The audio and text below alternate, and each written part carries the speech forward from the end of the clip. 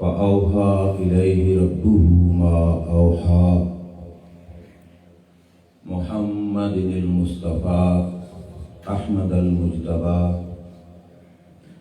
الذي كان نبيا وآدم بين الطين والماء وعلى آله وأصحابه الكرماء والشرفاء والتابعين لهم بالإحسان إلى يوم الجزاء أما بعد فأعوذ بالله من الشيطان الرجيم بسم الله الرحمن الرحيم أومن كان ميتا فأحييناه وجعلنا له نورا صدق الله العظيم.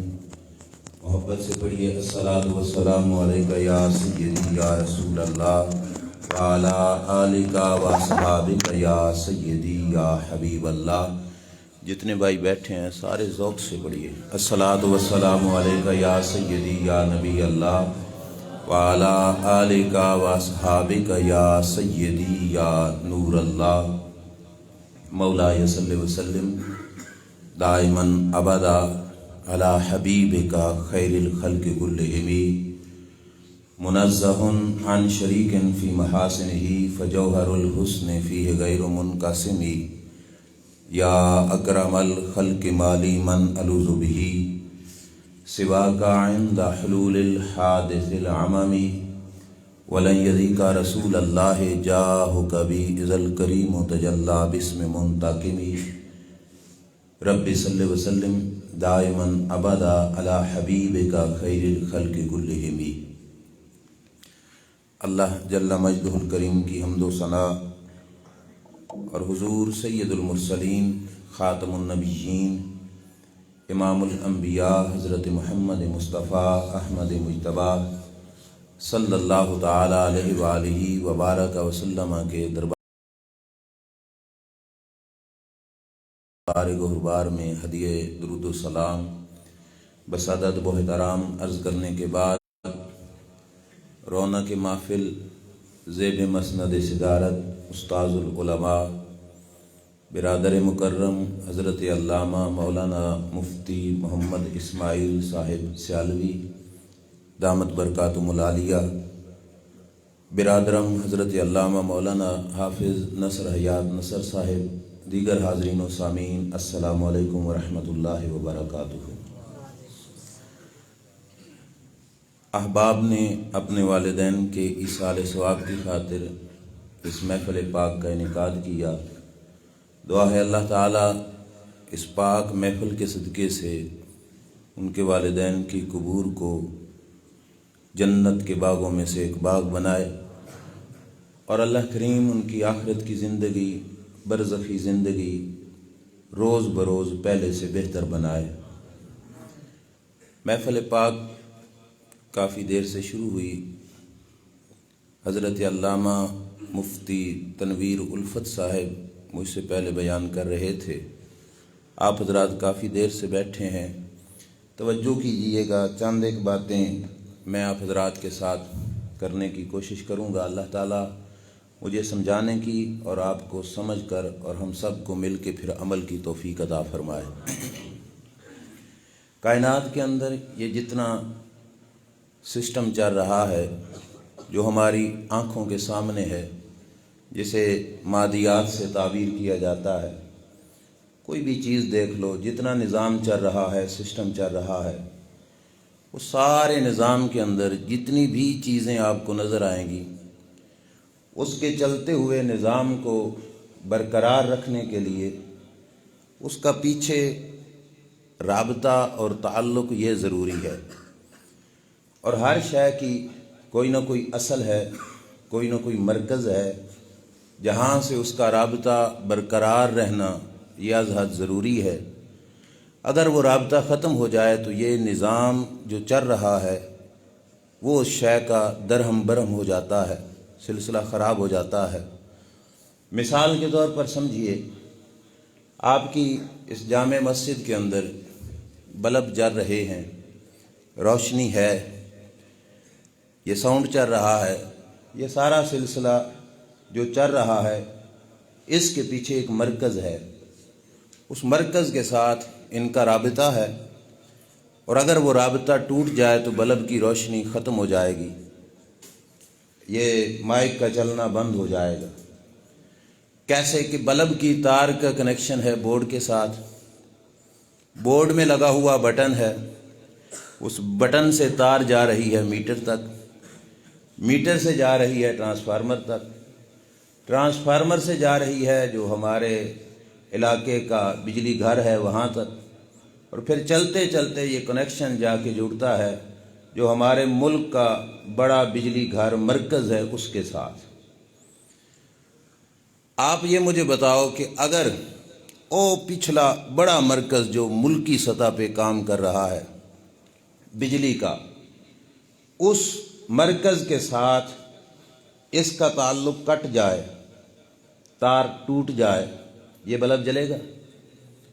بولیے، بلب جلے گا؟ الیکٹریشین کو بلا کے نیا بلب لگوا لو، اب جلے گا؟ تار نئی ڈلوا لو، اب جلے گا؟ چائنا کی نہیں، جاپانی کوئی دیسی اصلی تار لگوا لو، پھر جلے گا؟ ٹرانسفارمر چینج کر لو، پھر جلے گا؟ اس پہ جتنے خرچے کرتے جاؤ بلب جلے گا؟ کیوں؟ پیچھے اصل سے رابطہ ٹوٹ گیا۔ اور دیکھنے والا بھی یہ کہے گا بھائی بلب چینج کرنے کی کوئی ضرورت نہیں، پیچھے مرکز سے رابطہ ٹوٹ گیا، اس واسطے بلب کی روشنی ختم ہو گئی۔ دوسری مثال سے سمجھیے کہ آپ کے گھر میں گیس کا چولہا لگا ہوا ہے، اس کا بھی کنیکشن ہے، جا رہا ہے، لیکن ایک مرکز ہے جہاں سے وہ گیس سپلائی کی جا رہی ہے پورے ملک کے اندر، اس مرکز سے یہ پیپ کٹ جائے، گھر کا چولہا جلے گا؟ بول پڑو، جلے گا؟ چولہا نیا لگوا لو، پھر کوئی اچھا پلمبر بلوا کے کام کروا لو، پھر کوئی نہیں جلے گا۔ لوگ دیکھنے والے بھی کہیں گے کہ یہاں پہ خرچہ کرنے کی ضرورت نہیں، مسئلہ ہے پیچھے کہ مرکز سے تعلق ٹوٹ گیا، جس کی وجہ سے یہ چولہا بھی روشن نہیں ہو رہا۔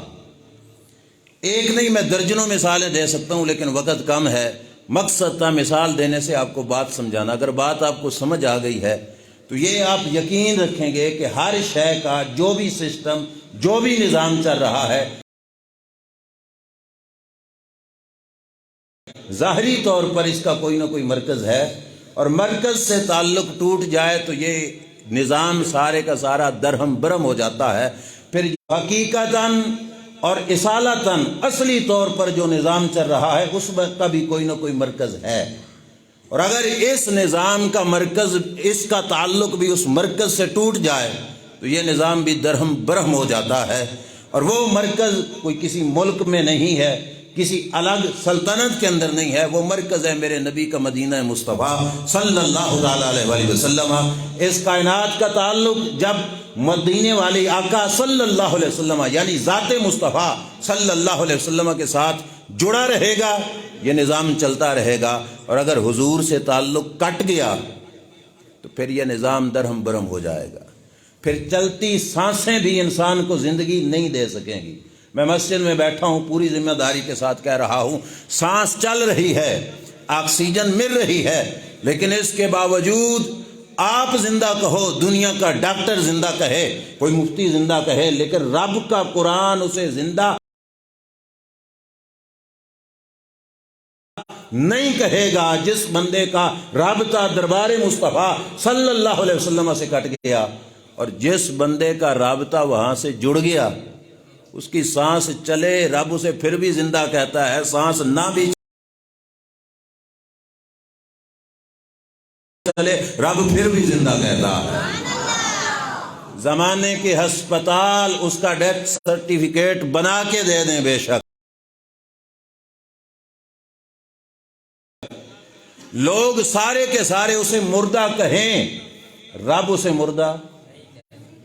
مردہ کیونکہ اس کا مرکز کے ساتھ رابطہ قائم ہے، اور مرکز کے ساتھ رابطہ موجود ہے، اور وہ رابطہ اگر برقرار رہے گا تو اس وقت تک یہ زندگی بھی برقرار رہے گی۔ اگر وہ رابطہ ٹوٹ گیا تو چلتا پھرتا سانسیں لیتا انسان اسے رب زندہ نہیں کہے گا۔ یہ بات میں نے تمہید میں ذکر کی۔ اب سنیے اللہ کا قرآن، جو آیت کریمہ میں نے آپ حضرات کے سامنے تلاوت کی۔ اللہ فرماتا ہے اَوَ مَنْ كَانَ مَيْتًا فَأَحْيَيْنَاهُ وَجَعَلْنَا لَهُ نُورًا۔ فرمایا اے لوگو یہ بتاؤ کہ ایک شخص ہو زندہ اور ایک ہو مردہ۔ رب پوچھ رہا ہے، پتہ اس کو ہے، صرف ہمیں بتلانے کے لیے۔ اللہ فرماتا ہے کیا زندہ اور مردہ برابر ہو سکتے ہیں؟ آپ بھی بولیے، زندہ اور مردہ برابر ہو سکتے ہیں؟ اللہ نے یہ بات کس کے بارے میں کہی؟ آخر کوئی نہ کوئی تو معاملہ ہوا ہوگا جہاں پہ رب نے یہ بات کہی۔ واقعہ یہ ہوا، مفسرین اکرام لکھتے ہیں، نبی اکرم صلی اللہ علیہ وسلم کے چچا جان جناب امیر حمزہ، جن کو سید الشہداء کہا جاتا ہے، جب وہ اسلام لے آئے، نبی کریم علیہ الصلوۃ والسلام کی پارٹی میں داخل ہوئے، حضور علیہ الصلوۃ والسلام کے ساتھ رابطہ جڑ گیا۔ اب یہ ہوا کہ صحابہ کے ہر مجمع میں حضرت امیر حمزہ کی شان بیان ہونے لگ گئی۔ صحابہ جہاں پہ بھی بیٹھتے، جس تھڑے پہ بیٹھتے، جس چوک میں ہوتے، جس گلی میں، جس بیٹھک میں، ہر ایک کی زبان پہ یہ الفاظ ہوتے، حمزہ بڑی شان والا، حمزہ بڑے مقام والا، حمزہ کی بڑی شان ہے۔ صحابہ میں جب تعریفیں شروع ہوئیں تو صحابہ کی زبان سے یہ تعریفیں سن کر مکہ کے کافر بولے، وہی حمزہ نہیں جڑا کل تک ساڈے نال سی، اے مسلمان انہوں چنگا نہیں سن سمجھ دے، آج اس حمزہ کی یہ شان بیان کرنے لگ گئے۔ یہ حمزہ اور ابو جہل تو ایک جیسے ہیں، کیا فرق ہے حمزہ اور ابو جہل میں؟ ابو جہل سے لڑتے ہیں، حمزہ کی تعریف کرتے ہیں، فرق ہی نہیں ابو جہل میں اور حمزہ میں۔ جب یہ مکہ کی سرزمین پر مکہ کے کافروں نے بات کہی، عظمت امیر حمزہ پر انگلی اٹھ گئی کہ امیر حمزہ اور ابو جہل برابر ہے، پھر جوابی کارروائی کوئی امیر حمزہ کی برادری نے نہیں کی، رب ذوالجلال نے فرمائی ہے۔ اللہ نے ارشاد فرمایا وَمَنْ كَانَ مَيْتًا فَأَحْيَيْنَاهُ وَجَعَلْنَا لَهُ نُورًا۔ فرمایا لوگو یہ بتاؤ، امیر حمزہ تھا پہلے مردہ، اب میں نے اسے کیا ہے زندہ اور اسے نور ہدایت بھی عطا فرمایا ہے۔ اس کا تعلق جڑ گیا ہے دربار مصطفیٰ صلی اللہ علیہ وسلم سے۔ پہلے تھا مردہ، اب ہے زندہ۔ فرمایا یہ زندہ، اور ابو جہل جو پہلے بھی تھا مردہ اب بھی ہے مردہ، یہ دونوں برابر ہو سکتے ہیں؟ تو جواب کیا تھا؟ برابر۔ جیسے زندہ اور مردہ برابر نہیں ہو سکتے، ایسے امیر حمزہ اور ابو جہل بھی برابر، امیر حمزہ اور ابو جہل بھی برابر۔ کیوں؟ اللہ کا قرآن پڑھیے، اللہ نے قرآن میں امیر حمزہ کو کہا کہ پہلے تھا، اب آپ بولتے جاؤ گے میں چلتا جاؤں گا، پہلے تھا امیر حمزہ، اب ہو گیا۔ پہلے چلتے پھرتے کو نہیں تھے، بولیے، کھاتے پیتے تھے، سانسیں لیتے تھے، اب بھی کھاتے پیتے ہیں، سانسیں بھی لیتے ہیں، چلتے پھرتے بھی ہیں۔ اور ابو جہل بیچارہ وہ بھی اب بھی چلتا پھرتا ہے، کھاتا پیتا ہے، اٹھتا بیٹھتا ہے۔ رب کا قرآن کہتا ہے ابو جہل پہلے بھی تھا مردہ اب بھی ہے۔ امیر حمزہ پہلے تھے مردہ اب ہیں زندہ، وہ پہلے مردہ اب بھی مردہ، کیوں؟ اور یہ پہلے مردہ اب زندہ۔ تو سوچئے اگر ظاہری حالات کے اعتبار سے تو ہماری سوچ تو کہے گی ابو جہل پہلے بھی زندہ اب بھی زندہ، امیر حمزہ پہلے بھی زندہ اب بھی زندہ، لیکن قرآن کہتا ہے ابو جہل مردہ، امیر حمزہ پہلے تھے مردہ اب ہیں زندہ۔ تو فرق ان کی زندگی میں کیا آیا؟ دیکھنے سے صرف یہی پتہ چلے گا کہ امیر حمزہ کی زندگی کا پہلے رابطہ دربار مصطفیٰ سے کوئی نہیں تھا۔ رب نے جب تک دربار مصطفیٰ سے رابطہ نہیں تھا، پچھلی سارے وقت کو کہا امیر حمزہ تھا مردہ، اور جب یہ کنیکشن دربار مصطفیٰ سے جڑ گیا ہے، رب فرماتا ہے اب میں نے حمزہ کو زندگی عطا فرمائی ہے۔ اس سے پتہ چلتا ہے کہ زندگی فقط کھانے اور پینے کا نام، اٹھنے بیٹھنے کا نام، چلنے پھرنے کا نام، مرتا ہر کوئی ہے۔ آج اصالِ ثواب کی محفل میں ہے، ہم میں سے بھی چلے جائیں گے، کل ان کا اصالِ ثواب ہوگا۔ مرنا ہر کسی نے ہے، لیکن ہر کسی کی موت کا انداز ایک جیسا نہیں ہوتا۔ کچھ وہ ہوتے ہیں جن کی کنیکشن دربار مصطفیٰ سے جڑ جاتا، وہ قبر میں مر بھی جائیں، رب انہیں مردہ، بولیے رب انہیں مردہ۔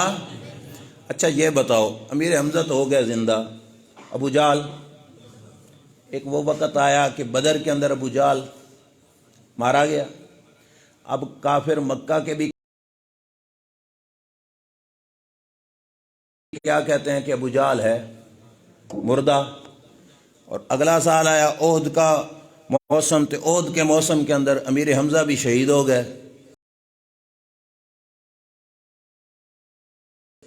امیر حمزہ بھی فوت ہو گئے، جسم سے جان ادھر بھی نکل گئی، جسم سے جان ادھر بھی نکل گئی۔ پہلے تو رب نے دفاع کر دیا کہ امیر حمزہ کو کوئی مردہ نہ کہے، اب تو امیر حمزہ فوت ہو گئے کہ نہیں، اب بھلا مردہ کہا جا سکتا ہے؟ کیوں؟ جو دربار مصطفیٰ سے جڑ کے مرا ہونا، اسے مرنے کے بعد بھی مردہ نہیں کہنا۔ وَلَا تَقُولُوا لِمَنْ يُقْتَلُ فِي سَبِيلِ اللَّهِ اموات، ان کو اب بھی مردہ، امیر حمزہ اب بھی زندہ، احد کے میدان میں قبرستان کے اندر دفن کر دیا گیا، لیکن امیر حمزہ اب بھی،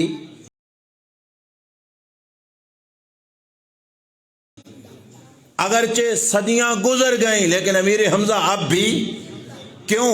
اس مرکز سے رابطہ قائم ہو چکا ہے جس مرکز میں جڑنے والوں کو اللہ زندگیاں عطا فرماتا ہے، اور صرف انسان نہیں، کائنات کی کوئی چیز جڑ جائے میرے نبی کے دربار سے،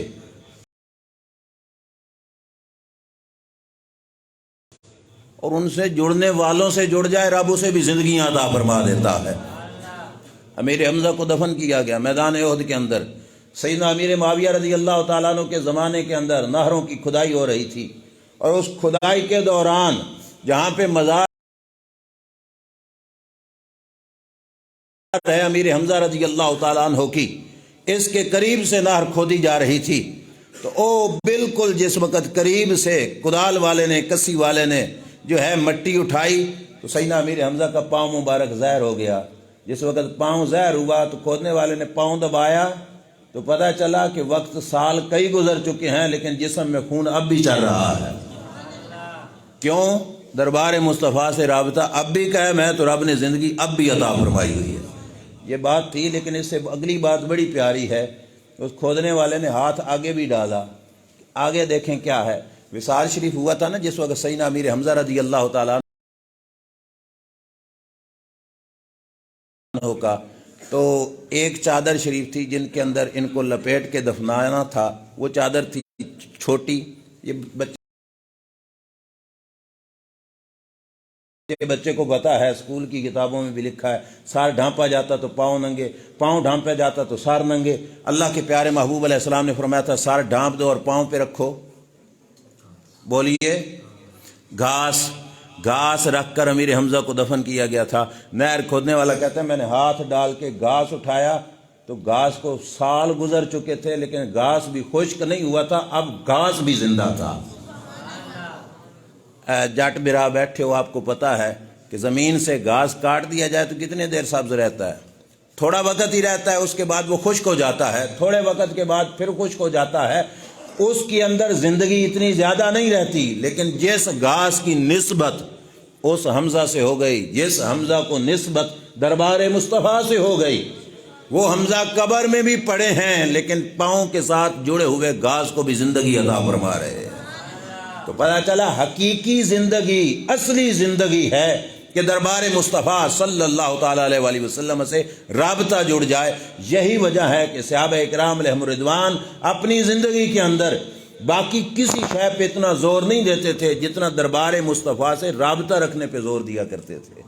کوئی اور معاملہ ٹوٹ جاتا، ختم ہو جاتا، اس کی اتنی پرواہ نہیں ہوتی تھی جتنا دربار مصطفیٰ صلی اللہ تعالیٰ علیہ وآلہ وسلم سے رابطہ رکھنا وہ ضروری سمجھتے تھے۔ میں نے غالباً اس علاقے میں کہ اس کے قریب حضرت ربیعہ بن کعب اسلمی والی بات پہلے بھی سنائی تھی کہ سرکار نے جن کو فرمایا تھا ربیعہ مانگ، جو مانگنا چاہتا ہے، سرکار نے کوئی خاص نہیں کیا تھا یہ مانگو تو ملے گا، یہ مانگو تو نہیں، جو مانگو ملے گا۔ حضرت ربیعہ نے کیا کہا تھا؟ یا رسول اللہ، جیسے زندگی میں اپنے ساتھ جوڑ کے رکھا ہے نا، قبر میں بھی اپنے ساتھ جوڑ کے ہی رکھنا۔ میدان حشر میں بھی جوڑ کے رکھنا، جنت میں بھی اپنے ساتھ جوڑ کے رکھنا، نوکر بنا کے جنت میں بھی اپنے ساتھ رکھنا۔ کیوں مانگا یہ قرب، کیوں مانگا یہ تعلق؟ ان کو پتا تھا کہ جنت بھی مل جائے لیکن تعلق دربار مصطفیٰ سے نہ ہو تو پھر فائدہ ملنی کوئی نہیں، دربار مصطفیٰ سے تعلق نہیں ہوگا تو جنت ملے گی بھی اسی کو جس کا تعلق دربار مصطفیٰ صلی اللہ تعالیٰ علیہ وآلہ وسلم سے ہوگا۔ مولانا حسن رضا خان نے کہا تھا، مر کے جیتے ہیں جو ان کے قدموں میں جاتے ہیں حسن، اور جی کے مرتے ہیں جو آتے ہیں مدینہ چھوڑ کر۔ مر کے جیتے ہیں جو ان کے قدموں میں جاتے ہیں حسن، جو وہاں پہ گیا ان کا تعلق حضور کے قدموں کے ساتھ ہو گیا، وہ مر کے بھی جی گیا۔ اور جی کے مرتے ہیں جو آتے ہیں مدینہ چھوڑ کر، اور جس نے وہاں سے تعلق توڑ دیا، سانسیں چل بھی رہی ہیں تو یہ مردہ ہے، رب کے دربار میں اس کی کوئی حیثیت نہیں۔ جس کا تعلق اللہ کے پیارے محبوب صلی اللہ تعالیٰ علیہ وآلہ وسلم سے نہیں ہے۔ آج اس کائنات کے نظام کے اندر ہماری حالات جو روز بروز مسلمان، ہم میں سے ہر ایک کی زبان پہ شکوہ ہوتا ہے۔ استاد محترم بیٹھے ہیں ہمارے پاس بھی، روزانہ کبھی کوئی بندہ شکایت لے کے آ رہا ہے، کبھی کسی کو پریشانی، کبھی کسی کو کوئی پریشانی۔ یہ ساری پریشانیوں کا مین حل یہی ہے کہ ہم دربار مصطفیٰ صلی اللہ علیہ وسلم کے ساتھ رابطہ قائم کر لیں۔ اور مصیبت یہ ہے کہ تار وہاں سے کٹی ہے، اور علاج ہم کیا کرتے ہیں، یہاں پہ چلو جی گھر چینج کر لو جی، یہ گھر منحوس ہے۔ گھر چینج کرنے سے کیسے برکت آئے گی؟ تعلق وہاں سے جوڑنا، چلو جی 2-4 تویز لے کے گھر میں دفن کر دو، اس سے برکت آ جائے گی۔ برکت تویزوں سے آتی ہے لیکن تب آتی ہے جب مرکز سے رابطہ قائم ہو۔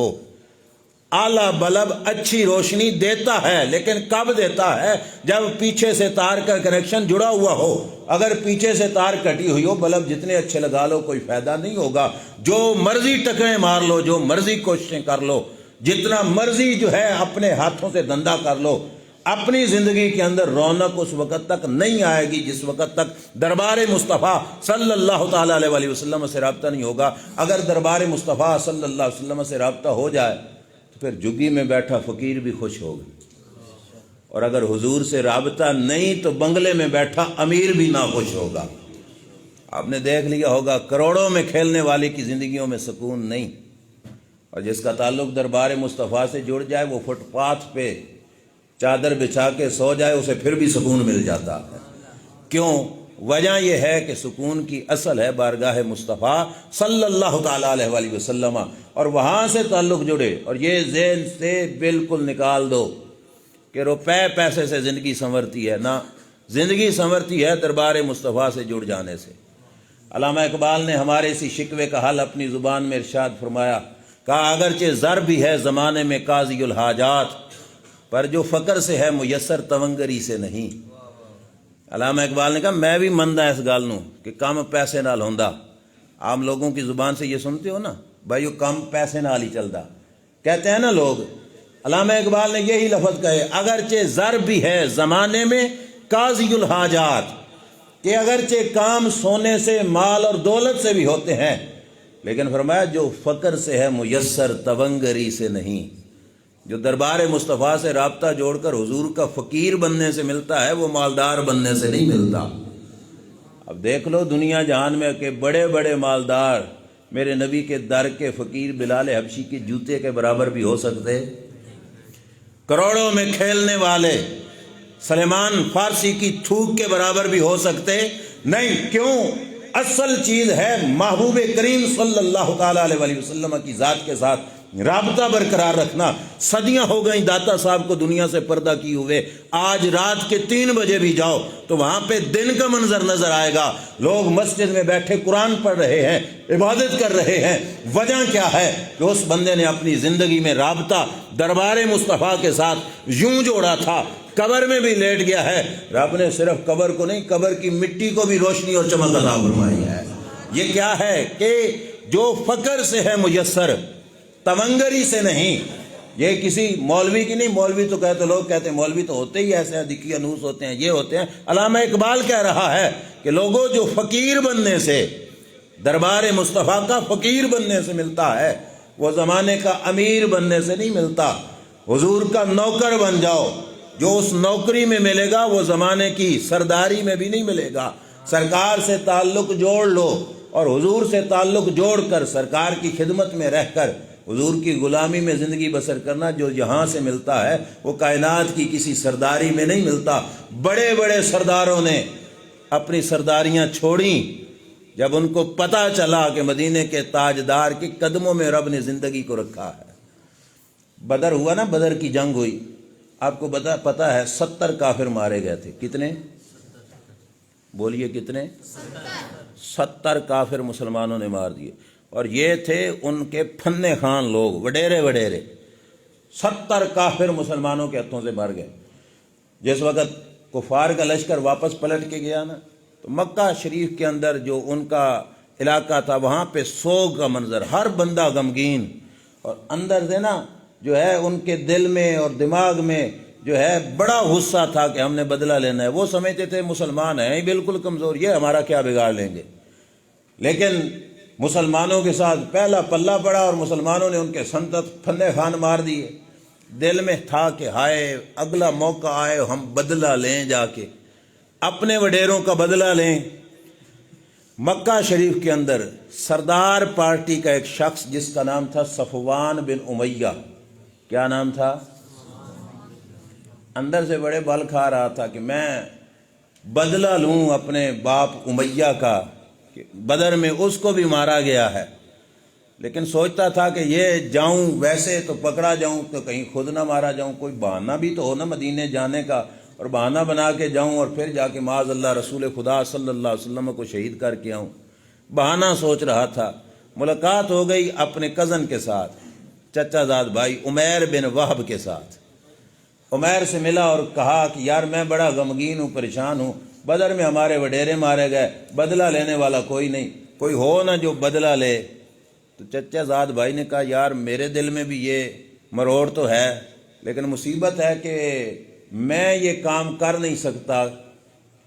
اس نے کہا کہ تو کیسے نہیں کر سکتا؟ اس نے کہا جانے کا بہانہ تو میرے پاس ہے کہ میرا بیٹا ہے وہاں پہ قید، میں یہ بہانہ بنا کے جاؤں کہ میں بیٹے کو ملنے آیا ہوں، لیکن یہاں سے جا اس واسطے نہیں سکتا، پیچھے میرے گھر کا سرکٹ کیسے چلے گا؟ دوسرا یہ ہے کہ میرے سر پہ ہے قرضہ، میرا قرضہ کون ادا کرے گا؟ یہ نہ ہو کہ قرضے والے یہ سمجھیں کہ قرضے سے بھاگ کے مدینے چلا گیا، مجھے یہ پریشانی ہے، ورنہ میں جا کر نہ معاذ اللہ ثم معاذ اللہ سرکار کے بارے میں کہا کہ میں ان کو شہید کر کے آتا۔ صفوان تھا مالدار، صفوان نے کہا یہ بھی کوئی پریشانی ہے، یہ تیری پریشانی میں حل کرتا ہوں۔ آپ کی توجہ ہے؟ سمجھ آ رہی ہے آپ کو؟ صفوان نے کیا کہا کہ تیری یہ پریشانی میں حل کرتا ہوں، تو جا معاذ اللہ حضور کو شہید کر کے آ، تیرے آتے تک میں تیرے گھر کا خرچہ بھی اٹھاتا ہوں، تیرا قرضہ بھی ادا کرتا ہوں، یہ خرچہ میرے ذمہ، تو جا۔ صفوان نے عمیر نے تلوار لی، مکہ سے مدینہ کی طرف چل دیا، اور بہانہ یہ بنایا کہ میں اپنے بیٹے سے ملنے کے لیے آیا۔ ادھر صفوان مدینہ مکے کی گلیوں میں روزانہ جس سے بھی ملتا کہ تم ان قریب خوشخبری سناؤں گا تجھے، ان قریب خوشخبری سناؤں گا تجھے۔ اس کے دل میں تھا کہ ان قریب میرا کزن حضور کو شہید کرے گا، میں سب کو خوشخبری سناؤں گا معاذ اللہ، یہ ہر کسی سے مل مل کے یہی کہتا۔ ادھر صفوان کا کزن عمیر دربار مصطفیٰ صلی اللہ علیہ وسلم میں پہنچا، دیکھو مردوں کو زندگی کہاں سے ملتی ہے، میرے نبی کے دربار میں پہنچا، صحابہ نے دیکھا کہ یہ تو دشمن ہے رسول اللہ صلی اللہ علیہ وسلم کا، اور مجمع میں حضور کی طرف آ رہا ہے۔ صحابہ اکرام علیہ رضوان نے راستہ روکا، کریم آقا صلی اللہ علیہ وسلم تشریف فرما تھے۔ حضرت عمر اٹھ کے کھڑے ہو گئے، دل میں غصہ ہے کہ یہ تلوار لے کر اسلحہ لے کر دشمنوں کا بندہ ہمارے بڑے مجمع میں آ گیا، بہت خطرناک بات تھی۔ حضرت عمر نے کہا کہ اس کو آگے نہیں آنے دینا۔ سرکار نے دیکھا، سرکار نے فرمایا آگے آنے دو، اس کو آگے آنے دو۔ حضرت عمر نے ساتھ والوں سے کہا تھوڑا دھیان رکھنا، تلوار ہے اس کے پاس، کہیں پہ یہ خبیث، یہ لفظ ہیں حضرت عمر کے، کہیں پہ یہ خبیث نبی کریم علیہ السلام کو تاڑ کر حملہ نہ کر دے، تو دھیان رکھنا۔ حکم ہے حضور کا کہ آنے دو، تو چلو آنے دو۔ سرکار کے قریب جا کے بیٹھا، سرکار نے فرمایا 10 بھائی عمیر کیوں آیا ہے؟ عمیر کہنے لگا میرا بیٹا ہے قیدی اور میں اس سے ملنے کے لیے آیا ہوں۔ سرکار نے فرمایا لا تکذب یا عمیر، عمیر گل سچی کر، جھوٹ نہ بول۔ سرکار نے فرمایا عمیر جھوٹ سچی بتا کیوں آیا ہے؟ میں کی کرنا سی آ کے، بس بیٹے سے ملنے کے لیے آیا ہوں، اور تو کوئی وجہ ہے ہی نہیں کہ میں یہاں پہ آؤں، بیٹے سے ملنے کے لیے آیا ہوں۔ میرے نبی علیہ الصلوۃ والسلام نے فرمایا عمیر اگر بیٹے سے ملنے کے لیے آیا ہے تو یہ بتا کہ تیرے گھر کا خرچہ صفوان نے کیوں اٹھایا ہے؟ تیرے گھر کا خرچہ صفوان نے کیوں اٹھایا ہے؟ تو تیرے قرضے صفوان نے کیوں ادا کیے ہیں یہ بتا۔ جس وقت یہ بات سنی نا تو اس کی آنکھوں سے پردے ہٹ گئے۔ اس نے کہا جس وقت مکہ کی سرزمین پہ بیٹھ کے صفوان اور میری یہ بات ہو رہی تھی، تیسرا بندہ کوئی نہیں تھا جو مدینے میں بیٹھ کر مکہ کے حالات کا تماشائی ہو۔ یہ شان کسی عام بندے کی نہیں، رب کے پیغمبر کی بھی ہو سکتی ہے۔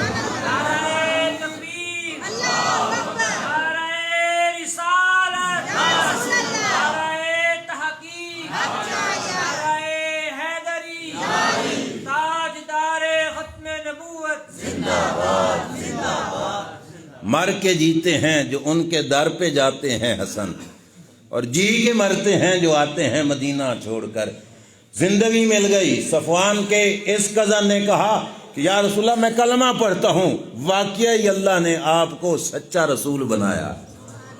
بھول گئی برادری تے بھول گئے رشتہ دار، اور بھول گئی پلانیں ساری کی ساری۔ اب مجھے اپنی غلامی میں داخل کر لو، میں آپ کا غلام بنتا ہوں یا رسول اللہ صلی اللہ علیہ وسلم۔ حضور کا غلام بن گیا۔ ادھر سے صفوان مدینہ کی راہوں پہ آ کے روزانہ جو کوئی مسافر ادھر سے آتا پوچھتا کوئی نئی خبر ہے، کوئی نئی خبر ہے، کوئی نئی خبر ہے ادھر کی؟ کوئی نہیں ہوتی تھی، کوئی نہ جواب ملتا۔ ایک دن ایک قافلہ آ رہا تھا تو صفوان نے پوچھا کوئی نئی خبر ہے؟ تو انہوں نے کہا ہاں نئی خبر ہے۔ صفوان نے چھلانگ لگائی، آئے وہی خبر ہوگی جو میرا مقصد تھا۔ اسے پوچھا ہاں بتاؤ نئی خبر کیا تھی؟ تو اس نے کہا نئی خبر یہ ہے کہ تیرے چچا کے بیٹے عمیر نے بھی کلمہ مصطفیٰ کا پڑھ لیا ہے صلی اللہ تعالیٰ علیہ وآلہ وسلم۔ صفوان کے پاؤں کے نیچے سے زمین نکل گئی۔ مقصد کس کے لیے بھیجا تھا اور ہو کیا گیا؟ یہ ہے زندگی ان کو ملی۔ اللہ کریم نے حضور کے تعلق جوڑنے کی وجہ سے، سرکار سے نسبت کی وجہ سے، اب ہم صرف عمیر نہیں کہتے، حضرت عمیر رضی اللہ تعالیٰ عنہ کہتے ہیں کہ مقصد جو بھی تھا، لیکن جب تعلق جڑ گیا دربار مصطفیٰ صلی اللہ علیہ وسلم کے ساتھ، رب ذوالجلال نے انہیں زندگی بخشی۔ اور پھر دیکھو اللہ تبارک و تعالیٰ کا کرنا کہ یہ حضور کی سنگت میں رہے اس وقت سے لے کے فتح مکہ تک۔ اور جس وقت مکہ فتح ہوا تو سرکار بڑی شان و شوکت کے ساتھ مکہ میں داخل ہوئے۔ صفوان کو اتنی چڑ تھی نا حضور سے، اس نے کہا یمن میں جا کے گزارے کر لیں گے لیکن محمد کے تابع بن کے زندگی نہیں گزاریں گے معاذ اللہ صلی اللہ علیہ وسلم۔ مکہ چھوڑ کے بھاگنے لگا کہ میں مکہ میں رہتا ہی نہیں ہوں۔ اور اس وقت اس نے قسم اٹھا لی تھی کہ میں نے اپنے عمیر کزن سے بولنا بھی نہیں، بات بھی نہیں کرنی ہے۔ آج لشکر کے ساتھ مل کر جو مدینہ سے لشکر آیا تھا مکہ میں فتح مکہ کے موقع پر، یہ عمیر بھی حضور کا غلام بن کر حضور کے لشکر میں شامل تھا۔ سرکار نے مکہ میں داخل ہوتے ہوئے 15 بندوں کو اشتہاری قرار دیا اور باقاعدہ لسٹ تیار کر کے صحابہ کے سپرد کر دی تھی۔ فرمایا یہ 15 بندے اشتہاری مجرم ہیں، یہ تمہیں جہاں پہ بھی ملے، چاہے کعبہ کے پردے میں بھی چھپے ملے، ان کو قتل کر دینا۔ 15 بندوں کے باقاعدہ نام حضور علیہ السلام نے دیے۔ ان 15 میں ایک نام صفوان بن امیہ کا بھی تھا، نبی کریم علیہ الصلوۃ والسلام نے نام دے دیا تھا۔ یہ بہت سخت اسلام کا دشمن تھا، سرکار نے نام دے دیا۔ عمیر بھی ساتھ ہے اور صفوان مکہ چھوڑ کے چلا گیا۔ عمیر کو پتہ چلا نا کہ صفوان تو بھاگے جا رہا ہے، تو انہوں نے حضور کے لشکر سے نکل کے صفوان کا پیچھا کیا اور جا کے ملے نا، اور مل کر یہ اس کو بلاتے ہیں اور صفوان آگے سے بولتا نہیں، صفوان جواب نہیں دیتا، جو بلاتے ہیں ان کو جواب نہیں دیتا۔ انہوں نے صفوان کو بلا کے کہا صفوان میری بات سن، پلٹ کے آ جا واپس، میں تمہیں دربار مصطفیٰ صلی اللہ علیہ وسلم میں لے کے جاتا ہوں، کلمہ تو پڑھ لے، معافی کی گارنٹی میں تمہیں دیتا ہوں۔ بے شک وارنٹ جاری ہو چکے ہیں، کلمہ پڑھ لو گے تو اللہ کے رسول تمہیں معاف فرما دیں گے۔ صفوان کو پتا تھا کہ میں نے پتہ نہیں کیا کیا کیا اسلام کے خلاف، کیا کیا بغاوتیں کی، کیا کیا دشمنیاں کی، سرکار کو سارا پتہ ہے اور مجھے معاف کریں گے۔ تو اس نے اب بولا، منہ کھولا اور کہا ہیں مجھے معاف کریں گے؟ اتنا حوصلہ ہے اس میں۔ اس وقت عمیر نے جواب دیا، انہوں نے کہا تیری عقل اتنا سوچ بھی نہیں سکتی جتنا حوصلہ رب نے اپنے محبوب کو عطا فرمایا، تیرے پاس سوچ ہی اتنی نہیں، پلٹ کے آ تو صحیح پھر دیکھنا۔ صفوان پلٹ کے آیا۔ اب یہ بات میں بالخصوص اپنے موضوع سے ہٹ کر یہ ایک ٹچ آپ حضرات کو یہ بات سنانا چاہتا ہوں خاص طور پر کہ جس وقت دربار مصطفیٰ میں آیا، یہ ہے انداز تبلیغ۔ حضور کے دربار میں جس وقت پہنچا تو سواری پہ چڑھ کے بات کرنے لگا نبی کریم علیہ الصلوۃ والسلام کے ساتھ۔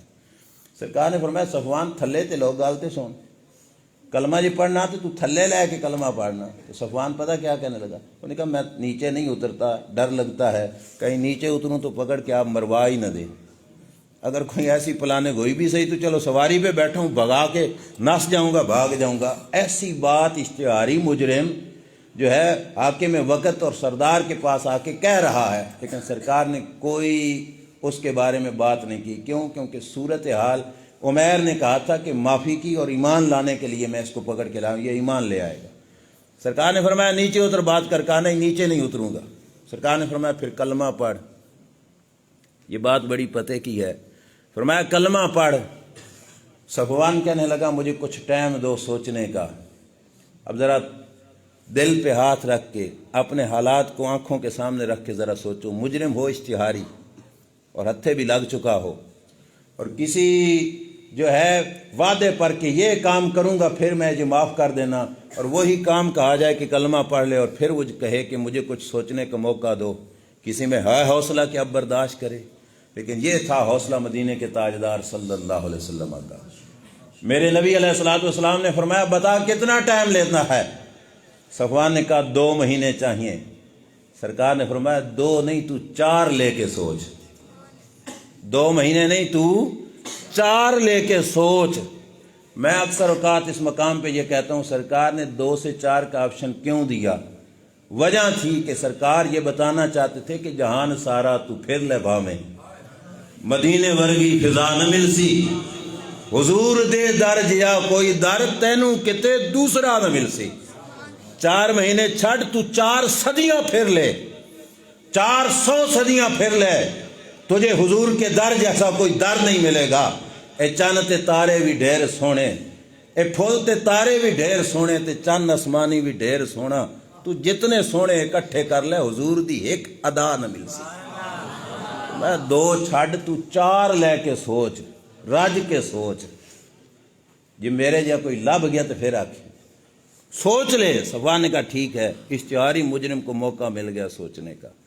مکہ فتح ہوا، وہیں سے سرکار گئے تھے جنگ حنین پر، اور حنین کی جنگ کے لیے جس وقت جانے لگے تو سامان تھوڑا تھا، زرہ مانگی حضور علیہ السلام نے اسی صفوان سے، لوہے کا کام بھی کرتا تھا۔ سرکار نے بندہ بھیج کے کہا سے کہو زرہ بطور عاریت استعمال کے لیے دے دو، ہم اس کا کرایہ بھی تمہیں ادا کریں گے، تیری زرہ بھی واپس کریں گے واپس آ کر۔ آگے سے پتہ کیا کہنے لگا، میری زرہ مجھ سے چھیننا چاہتے ہو؟ سرکار نے فرمایا چھیننا نہیں، واپس کریں گے تجھے آ کے۔ اس جملے پہ بھی سرکار کا حوصلہ نہیں ٹوٹا، سرکار نے کہا واپس کریں گے۔ زرہیں لے کر گئے، حنین فتح ہوا، فتح کے بعد جو مال غنیمت ہوا وہ لے کے جس وقت واپس آئے، صفوان ملا نا، سرکار نے زرہیں بھی واپس کیں، 2 وادیاں بکریوں سے بھری ہوئی سرکار نے صفوان کو دے دی۔ اور جس وقت 2 وادیاں بھری ہوئی صفوان نے بکریوں کے لیے، تو جاتے ہوئے کہا کہ اب 2 مہینے پورے نہیں بھی ہوئے تھے نا، تو کہا اشہد انک رسول اللہ صلی اللہ علیہ وسلم، میں گواہی دیتا ہوں کہ اللہ نے آپ کو اپنا سچا رسول بنایا ہے۔ سرکار نے فرمایا اب کیوں؟ تو کہا ہمارے ذہن میں یہ تھا کہ یہ شخص بادشاہت چاہتا ہے، اس لیے نبوت کا دعوے دار ہے۔ جو بادشاہت چاہتا ہو وہ مال کی طرف دھیان دیتا ہے۔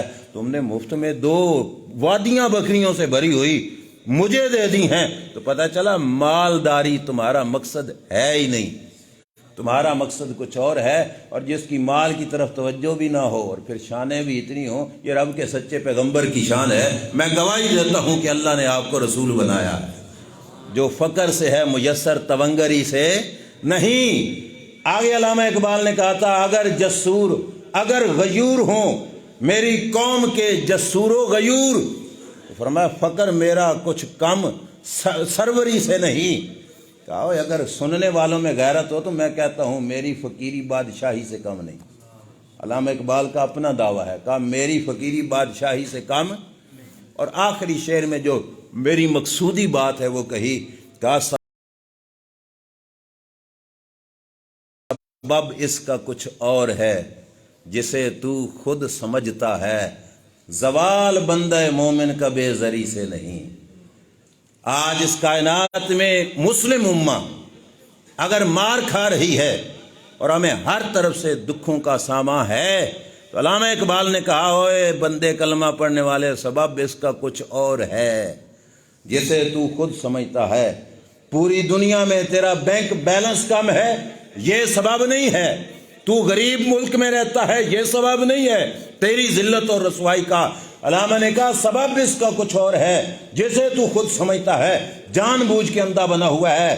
زوال بندہ مومن کا بے زری سے نہیں، مومن زوال پذیر ہو رہا ہے تو وجہ یہ نہیں کہ اس کے پاس سونا نہیں ہے، اس کے پاس مال و دولت نہیں ہے۔ یہی لوگ تھے کلمہ پڑھنے والے، کھجور کی گٹھلیاں چوستے تھے اور اللہ نے زمانے پر ان کو حکومتیں عطا فرمائی تھیں۔ کیوں؟ زر تو نہیں تھا، لیکن زر بنانے والا سرور ان کے پاس تھا۔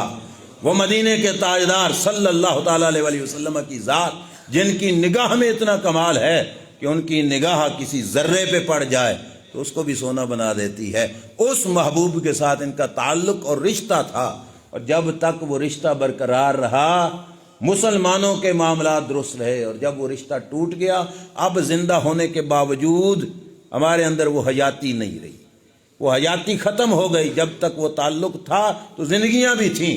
اس وقت تک مصلے پہ بیٹھا ہوا ٹوٹے پھوٹے لباس میں اور ٹوٹی پھوٹی چٹائی پہ بیٹھا ہوا ایک فقیر بھی کروڑوں کافروں پہ بھاری تھا۔ اور آج ہم 57 اسلامی ملک ہو کر بھی کافروں کی آنکھ میں آنکھ ڈال کے بات نہیں کر سکتے۔ وجہ یہ ہے کہ نام لے کر یہ کہنا کہ میں محمدی ہوں یہ اور بات ہے، اور اصل تار کا کنیکشن جوڑ لینا حضور کی ذات کے ساتھ یہ اور بات ہے۔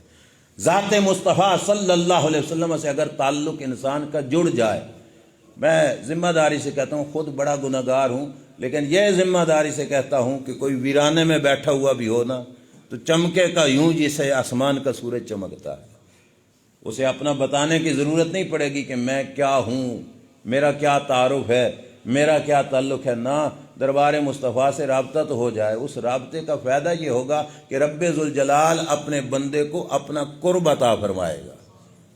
یہاں پہ ایک حدیث ایڈ کر کے میں بات کو ختم کرنے کی طرف لے کے آتا ہوں۔ جبریل امین علیہ السلام، بلکہ حضور کے دربار میں ایک یہودی آیا اور اس نے آ کے حضور علیہ السلام سے کہا یہ بتاؤ کہ روئے زمین کی سب سے بہترین جگہیں کون سی ہیں اور روئے زمین کی سب سے بری جگہیں کون سی ہیں؟ مشہور سوال ہے، جواب بھی آپ نے سنا ہوا ہوگا۔ سرکار نے فرمایا جبریل، سرکار نے فرمایا میں ابھی بتاتا ہوں۔ اس وقت سرکار نے فوراً جواب نہیں دیا، بھائی میں رب سے پوچھتا ہوں اس کا جواب اور میں ابھی بتاتا ہوں۔ رب نے فوراً جبریل کو بھیج دیا۔ یہاں پہ ایک بات عقیدے کے حوالے سے بھی ذہن میں رکھنا، اگر رب کو بھی وہی توحید پسند ہوتی جو دوسرے طبقے کی ہے کہ جہاں پہ لفظ لا ادری آ جائے چوڑے ہو کے خوش ہو جاتے ہیں، دیکھو سرکار نے کہہ نہیں دیا کہ مجھے نہیں پتا، اللہ کو یہی پسند ہوتا تو اللہ خوش ہوتا، چلو میرے حبیب نے کہہ دیا لا ادری، 4 دہاڑے پکائیں تو صحیح نہ کافر کہ لا ادری کہا ہے انہوں نے۔ رب نے فوراً جبریل کو بھیجا، جاؤ میرے حبیب سے پوچھ کے آؤ کہ کیا معاملہ ہے، سرکار کی دل میں خواہش ہے کہ تم سے کچھ کہنا چاہتے ہیں۔ اللہ سیدھا جواب ہی دے کے بھیج دیتا۔ جبریل کو پہلے بھیجا، جاؤ پوچھ کے آؤ، تاکہ زمانے کو پتہ چلے رب کو اپنے حبیب کی زبان پہ لا ادری اتنا پسند نہیں جتنا یہ رب کے محبوب، رب کو اپنے حبیب کی زبان پہ پسند ہے کہ میں وہ کچھ جانتا ہوں جو تم نہیں جانتے۔ اللہ نے فرمایا جبریل جاؤ حضور سے پوچھو۔ جبریل آئے، حضور نے فرمایا جبریل جاؤ رب سے پوچھ کے آؤ، روئے زمین کی سب سے اچھی جگہ تجھے کون سی لگتی ہے، بری کون سی لگتی ہے۔ میرے مقصود جو موضوع کے ساتھ تیج بات ہے وہ یہ ہے، جبریل گئے نا، واپس پلٹ کے آئے تو حدیث پاک کے الفاظ ہیں، جواب دینے سے پہلے جبریل بڑا خوش، جبریل کے چہرے پہ خوشی کے اثرات۔ سرکار نے فرمایا جبریل آج بڑا خوش نظر آ رہا ہے، وجہ کیا ہے؟ جبریل نے کہا یا رسول اللہ صلی اللہ علیہ وسلم، جب سے رب نے مجھے بنایا ہے زمین کے چکر تو لگاتا ہی رہتا ہوں، لیکن آج سے پہلے مجھے رب کا اتنا قرب نصیب نہیں ہوا جتنا قرب اللہ نے آج مجھے عطا فرمایا ہے، اس وجہ سے میں خوش ہوں۔ کتنا سرکار کی دربار میں جبریل کہتے یا رسول اللہ 70,000 پردے تھے درمیان میں، 70,000 پردے ہیں بھی صحیح، لیکن جبریل پھر بھی خوش ہو رہا ہے کہ مجھے بڑا قرب مل گیا۔ یہاں پر میرے استاد محترم حضور اشرف العلماء شیخ الحدیث و تفسیر علامہ محمد اشرف سیالوی رحمۃ اللہ تعالی علیہ بیان فرماتے تھے کہ جبریل تو روزانہ آتا جاتا تھا، آج قرب کیوں ملا؟ وجہ یہ ہے، ایک ہے جبریل کا آنا جانا اپنی مرضی سے، اور آج جبریل گیا تھا تو اپنی مرضی سے نہیں، رسول اللہ کا قاصد بن کے گیا تھا۔ حضور کا قرب مزید بڑھا، آج قاصد ہے مصطفیٰ کریم صلی اللہ علیہ وسلم کا، سرکار کے اس تعلق کی وجہ سے رب نے جبریل کو بھی قرب عطا فرما دیا۔ تو پتہ چلا کہ نسبت مصطفیٰ اور تعلق مصطفیٰ صلی اللہ تعالیٰ علیہ وآلہ وسلم یہ وہ عظیم قیمتی شے ہے کہ جس کی وجہ سے رب ذوالجلال بھی اپنے بندوں کو اپنا قرب اور اپنا تعلق عطا فرماتا ہے۔ جس کا تعلق جتنا زیادہ سے زیادہ ہوتا جائے گا، اللہ کریم اس کو اپنا قرب بھی عطا فرماتا جائے گا۔ اپنی زندگی کے اندر یہ چیز اپنے ذہن میں رکھ لیجئے، آنا جانا ہر کسی کا ہے، دنیا میں زندگی ہر کوئی پاتا ہے۔ مزے کی زندگی وہ نہیں کہ جس نے تعلق حضور سے جوڑا اور کل مر بھی رہا تھا تو موت بھی اس کی مرضی کے خلاف اس پہ نہیں آ رہی تھی۔ مشکوٰۃ شریف کی، بخاری شریف کی حدیث ہے، میں پوری ذمہ داری سے عرض کر رہا ہوں۔ رب فرماتا ہے حدیث قدسی، ما ترددت فی شیء ترددی عن نفس عبد المومن، فرمایا مجھے کوئی کام کرتے ہوئے کبھی تردد نہیں ہوتا۔ اب تردد سمجھتے ہو، جیسے ہم کوئی کام کرنے لگیں تو دل میں دو آپشن آ جاتے ہیں، کریے یا نہ کریے، کریے تو اینج ہو ویسی، نہ کریے تو اینج ہو ویسی، پتہ نہیں اس طرح کیا تو کیا ہو جائے گا، اس طرح کیا تو کیا ہو جائے گا۔ یہ جو سوچ ہے ہمارے لحاظ سے یہ تردد ہے، لیکن جب کہے گا نا رب کہ مجھے تردد ہو گیا، تو اس کا یہ مطلب نہیں کہ اسے پتہ نہیں ایسے کیا تو کیا ہوگا، ایسے کیا تو کیا ہوگا، پتہ اس کو سب ہے۔ لیکن جس وقت رب کے سامنے دو چیزیں آ گئیں، اس مقام پر رب نے اپنے لیے لفظ تردد بولا، فرمایا مجھے کبھی بھی تردد نہیں ہوتا، میرے کام کے سامنے دو چیزیں کبھی بھی نہیں آئیں۔ لیکن ایک موقع آتا ہے جس وقت میرے سامنے بھی دو آپشن آ جاتے ہیں، وہ کیا ہے؟ فرمایا جس وقت غلام مصطفیٰ اور نسبت مصطفیٰ صلی اللہ علیہ وسلم رکھنے والے میرے بندے کی موت کا وقت آتا ہے، رسول اللہ کے نوکر کا جس وقت موت کا وقت آتا ہے، فرمایا میرے سامنے بھی دو چیزیں آ جاتی ہیں، توجہ کرنا۔ وہ دو چیزیں کیا ہیں؟ فرمایا یکرہ الموت وانا اکرہ مساعتہ۔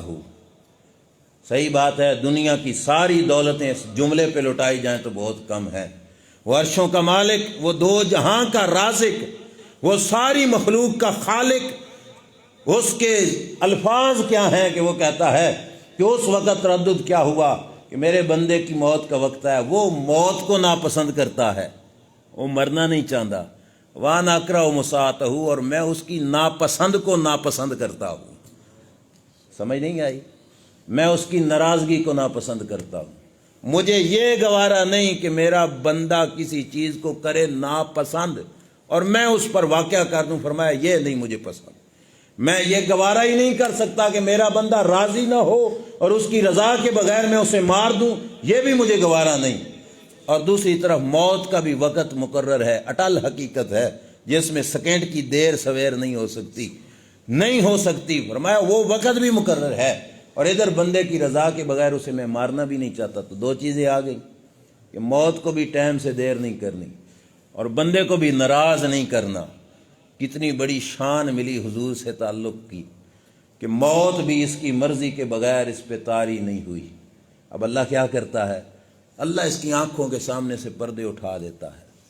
ہسپتال کے بیڈ پہ پڑا ہو یا روڈ ایکسیڈنٹ میں خدا نخواستہ جا رہا ہو یا گھر کی چارپائی پہ پڑا ہو، بندہ مومن جس کا تعلق رسول اللہ کی ذات کے ساتھ جڑا ہوا ہے، اللہ پردے ہٹا دیتا ہے، یہ زمین پہ پڑا جنت میں اپنا گھر دیکھتا ہے۔ رب سے پوچھتا ہے مولا لمن ھذا، یہ کس کا ہے؟ اللہ فرماتے ہیں میرے بندے تیرا ہے، یہ تیرے نام ہے، تیرا ہے یہ پلاٹ۔ اب اس کے دل میں خواہش پیدا ہوتی ہے کہ اس مٹی والے گھر سے نکلوں جہاں پہ ایک اینٹ سونے کی لگی، دوسری چاندی کی لگی، اور گارے کی جگہ پہ مٹی نہیں لگی ہوئی، کستوری بھری ہوئی ہے۔ یہ مکان دیکھ کر رب کی بارگاہ میں کہا نا کس کا ہے؟ تو رب نے کہا تیرا ہے۔ کہتے یا اللہ پھر ایتھے بھیجنا، دکھوں والی جگہوں پہ رکھا ہے، یا اللہ ادھر بھیجنا، میں ادھر جانا چاہتا ہوں۔ اللہ فرمائے گا ایک رکاوٹ ہے، یہ جو روح تیرے جسم میں ہے نا، اس کو باہر نکالنا پڑے گا، پھر اس جگہ پہ کی تجھے سیریں کراؤں گا۔ وہ کہتا ہے مولا پھر دیر نہ لا، کٹ جلدی کر۔ اب جب اس نے خود کہہ دیا نا کہ یا اللہ دیر نہ کر، کٹ لے، اب اللہ جبریل اسرائیل کو فرماتا ہے اب اس کی روح کو نکال، میں اس بندے پر اس کی مرضی کے بغیر موت بھی طاری نہیں کرتا، خود ہی کو کر بلند اتنا کہ ہر تقدیر سے پہلے خدا بندے سے خود پوچھے بتا تیری رضا کیا ہے۔ نسبت مصطفیٰ اتنا بلند کر دیتی ہے بندے کو کہ رب بھی پوچھتا ہے میرے بندے مرنے کا ارادہ ہے کہ مرنے کا ارادہ نہیں ہے۔ اگر بندے کا مرنے کا ارادہ نہیں بنتا تو اس پہ موت بھی نہیں آتی۔ یہ کتنی بڑا کمال ہے کہ مرتا ہر کوئی ہے، لیکن کوئی مرضی سے مرتا ہے، کوئی مرضیوں کے بغیر مرتا ہے۔ نسبت مصطفیٰ صلی اللہ علیہ وسلم رکھنے والا بغیر مرضی کے مرتا بھی نہیں ہے، اسے موت بھی اس کی رضا کے بغیر نہیں آتی۔ اور پھر جس وقت روح نکلنے لگتی ہے تو رب کہتا کیا ہے؟ یا ایتھا النفس المطمئنہ، اے اطمینان والی جان، ارجعی، واپس آ جا۔ پردیس میں رہا اب دیس میں آ جا، پردیس میں رہا اب اے پردیس ہے جہاں پہ ہم ہیں۔ کیا کہا رب نے؟ واپس پلٹ۔ واپس پلٹنا اسی وقت ہوتا ہے جب گھر کہیں اور ہو، رہتا بندہ کہیں اور ہو، اصل منزل کی طرف کہا جاتا ہے واپس پلٹ کے آئے۔ واپس پلٹ کہاں؟ اللہ نہیں کہا، جبار نہیں کہا، کہا نہیں کہا، یہاں لفظ ہی بڑے پیار سے کہے، ارجعی الی ربک، اپنے پالنے والے کی طرف لوٹ، اور تو غیر کی طرف نہیں آ رہا، اسی کی طرف آ رہا ہے جس نے تجھے زندگی میں روٹیاں دیں، جس نے تجھے زندگی میں رزق عطا فرمایا۔ تو پردیس میں نہیں اب دیس میں جا رہا ہے۔ ارجعی الی ربک، اپنے پروردگار کی طرف لوٹ۔ اور یہاں پہ آخری بات کر کے میں بات کو پھر ختم کروں، وقت زیادہ ہو رہا ہے۔ یہ ہے پردیس اور وہ ہے، بولتے جاؤ، وہ ہے، یہ ہے پردیس میں ہم کسی کے ساتھ لڑائی جھگڑا کر سکتے ہیں؟ کوئی ہم سے لڑے تو ہم اس کا گریبان پکڑ سکتے ہیں؟ لڑتے ہیں نا پردیس میں بیٹھے۔ یہ اب پردیس میں ہے، یہ جو ظاہری زندگی ہے اس میں اپنی کاروائیاں کرتے نہیں رہتے، اپنے ساتھیوں کی مدد کرتے نہیں رہتے، پردیس میں بیٹھے ہیں۔ اور عام طور پر بزرگ کہتے ہیں کہ پردیس وچ بندہ کمزور ہوندا، دیس وچ کمزور بھی ڈاڈا ہوندا۔ ایسے ہے کہ نہیں؟ اب لوگ کہتے ہیں گھر دا شیر تے باہر دی بلی، اب گھر بیٹھے تو شیر بانو، ایسی باہر نکلے تو کچھ بھی نہیں کر سکتا۔ یہ ہے پردیس جہاں پہ اب رہ رہے ہیں، جہاں پہ ہمارے پاس ساری طاقتیں ہیں۔ میں آپ سے پوچھتا ہوں جس وقت پردیس میں اتنی طاقتیں ہیں، جب بندہ یہاں سے نکل کے دیس میں چلا جائے گا تو پھر اب کوئی کہے کہ اب سن بھی نہیں سکتا، اب دیکھ بھی نہیں سکتا، اب کسی کی مدد بھی نہیں کر سکتا، اب کسی کی بات کو توجہ نہیں کر سکتا۔ کیوں بھائی؟ پردیس میں یہ ساری طاقتیں ہیں تو دیس میں جا کے تو اور زیادہ بڑھ جائیں گی۔ ارجعی الی ربک، بندے پردیس میں نہ رہے، پلٹ کے اپنے دیس کی طرف آ۔ ارجعی الی ربک، رب کی طرف آ۔ اب بندے مرے ہوئے نے کہاں پہ جانا ہوتا ہے؟ بولتے جاؤ پھر بات ختم کرتا ہوں۔ کہاں پہ جانا ہوتا ہے؟ سرگودا، خوشاب، سیواد، کدھر جانا ہوتا ہے؟ قبرستان۔ کدھر جانا ہوتا ہے؟ رب نے کیا کہا بندہ مومن کو؟ ارجعی، پلٹ کیا اپنے۔ تو کوئی خاص قبرستان ہے رب دا؟ اے قبرستان ہے فلانے دا، ہے فلانے دا، تو اے رب دا قبرستان ہے، کوئی خاص ہے؟ پھر رب کی طرف جانے کا مطلب کیا کہ اللہ فرماتا ہے پلٹ کے اپنے رب کی طرف آ جا۔ قبرستان جس میں بھی لیٹا ہوگا نا، تعلق اس کا رب کے ساتھ جڑ جائے گا، اور جس کا رب کی دربار میں پہنچ گیا اس کو شان کیا ملتی ہے؟ یہاں پہ جو ایک بات ایڈ کر رہا ہوں کہ حضرت موسیٰ علیہ السلام جس وقت چلے تھے نا خضر علیہ السلام کی ملاقات کی خاطر، رب سے کہا تھا خضر سے ملنا چاہتا ہوں، اللہ نے فرمایا تھا ٹھیک ہے جاؤ۔ انہوں نے عرض کیا تھا یا اللہ کوئی نشانی کہ خضر رہتے کہاں پہ ہیں؟ اللہ نے فرمایا تھا جہاں پہ تمہارے توشہ دان میں رکھی ہوئی مچھلی زندہ ہو جائے گی نا، وہاں پہ خضر کے ڈیرے ہیں. چلے تھے سفر کر کر کے، جس وقت ایک مقام پہ تھکے نا تو حضرت موسیٰ علیہ السلام نے اپنے ساتھی سے کہا آتنا غدانا، ہمارا ناشتہ لے آؤ، ہمیں تو بھوک لگ گئی. اس نے توشہ دان کھولا تو بیچ میں بھونی ہوئی مچھلی تھی، کوئی نہیں، فرائی مچھلی تھی وہ نہ ملی. تو اس نے کہا او پیچھے جہاں پہ ہم نے سٹے کیا تھا وہاں پہ تو مچھلی زندہ بھی ہو گئی تھی اور اس نے سمندر میں راہ بنا لی تھی. حضرت موسیٰ علیہ السلام نے کہا چلو واپس پلٹو، وہی ہماری منزل ہے، وہاں پہ خضر علیہ السلام سے ملاقات ہونی ہے. میرے استاد محترم حضور اشرف العلماء علیہ رحمہ فرماتے ہیں جس جگہ پہ خضر رہے، بس توجہ اور بات ختم، جس جگہ پہ رہے خضر علیہ السلام اس جگہ کی ہوا میں اتنی طاقت ہے کہ لگے بھونی ہوئی مچھلی کو تو رب اسے زندگی عطا فرما دیتا ہے. اور جو دیس بھی خضر کے مالک کا ہو، اللہ مومن کو یہ نہیں کہتا فلان جگہ پہ جا، اللہ فرمایا ارجعی الی ربک، اور اپنے رب کی طرف آ.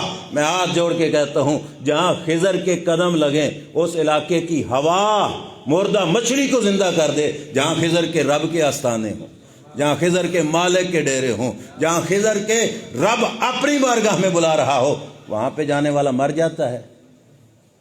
بولیے مر جاتا ہے، مٹ جاتا ہے، کسی کام کا نہیں رہتا. نہ مرنا ہر کسی کا اور ہوتا ہے، کچھ مرتے ہیں مٹ جانے کے لیے اور کچھ مرتے ہیں دونوں جہانوں میں اپنا نام چمکانے کے لیے.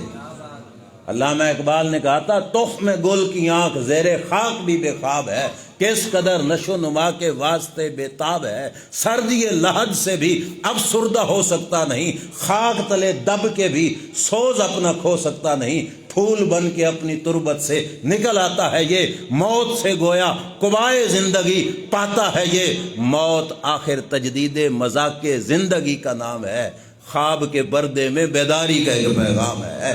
میں سارے شعروں کی تشریح کروں تو وقت تھوڑا ہے، صرف آخری لفظ کی تشریح کر دوں. کہا موت آخر تجدید مذاق زندگی کا نام ہے. تجدید کا معنی ہے نیا، مذاق کا معنی ہے ٹیسٹ، نیا کا معنی تو آپ سمجھتے ہیں.